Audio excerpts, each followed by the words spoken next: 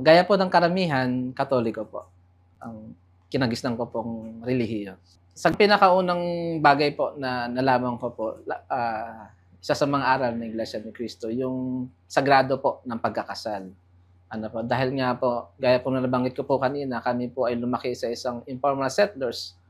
Nakita ko po yung aming mga kapitbahay po doon na ang pag-aasawa ay parang simpleng ano lang po, kumbaga nagsama, kung gusto maghiwalay, maghihiwalay.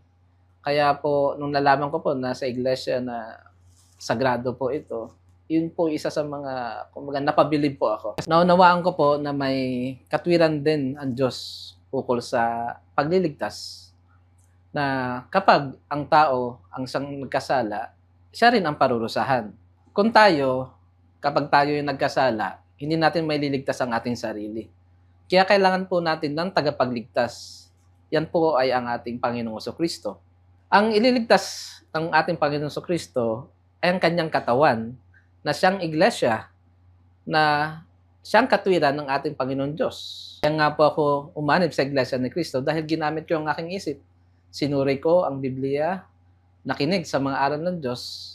Kaya po, tinanggap ko yung mga aral na itinuturo sa loob ng Iglesia ni Cristo. Gaya